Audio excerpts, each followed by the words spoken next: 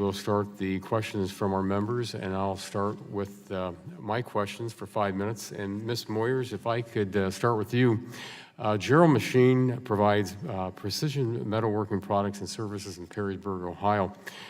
Could you tell the subcommittee what trends you've seen in the marketplace for your products and services and how that's changed over the last couple of years? Yes, thank you very much. Up is what we're seeing. In the last 2 years, we have been steadily growing. We actually had, in 2016, one of our lower sales, lower profit margins. It was a little bit of a, I think, trend from the recession. We had gone up a little bit, and then it went back down. But since the end of 2017, we have seen nothing but up. We've grown our sales. We've grown our profits. Our profits are nearly 20% so far for this year, and when we were seeing only single digits back into 2014, and we've also increased our staff as much as we can. Of course, we need to increase it more, but we have our phones ringing off the hook, and we are turning down work. Well, one of the things I know that's been mentioned already is and I just brought up again, is that, as I've seen across my district, people just can't find folks to work. And that's a big issue out there, and it's a very competitive job market out there. And what's been your experience with wage competition in the last couple of years? Well, I think there's two issues. We can't find people to work, and we can't find people that are skilled. What we are finding are unskilled, who don't necessarily want to come to work every day, who don't want to work as hard as we need them to work. And the other issue is our skilled workers. There are so few workers for the jobs that we need to fill that our competitors and also our manufacturing that we are friendly with are stealing our workers or attempting to. We've had, I believe, 3 or 4 in the past year that have said they've gotten offers from companies that we are actually friendly with and do business back and forth because no one can find the workers. So they have had to resort to poaching them from other manufacturers. We have raised wages because we have to.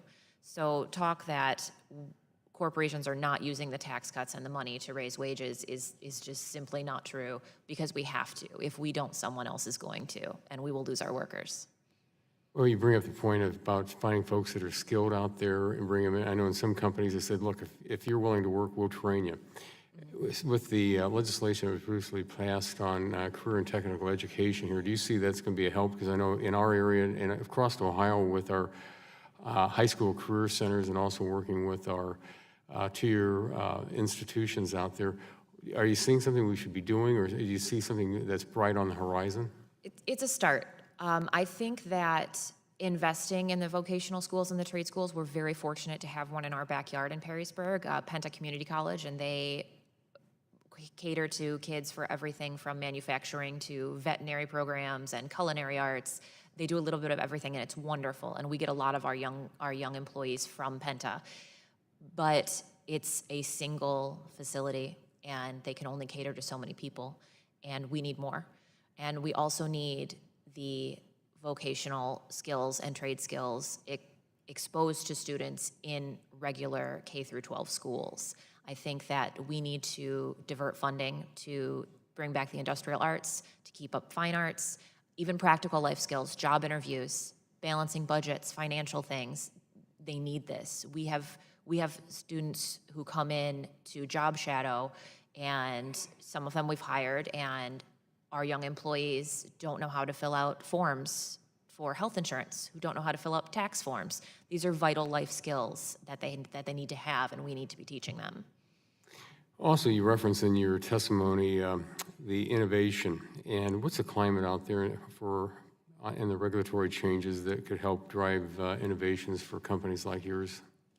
You know, my grandfather has taught me a lot of things, and one of the things that he told me in the past couple years, we have been, when we were scaling back some of those overhead costs that my colleague here was talking about, one thing he told me we are never able to cut is going to trade shows, going to machine shows, to learn out what they are doing, to see what the new technology is, because that's what's going to keep us in business. He has never been afraid to do that. He started his business with some hand tools and a drill press, and now we are mostly CNC machining.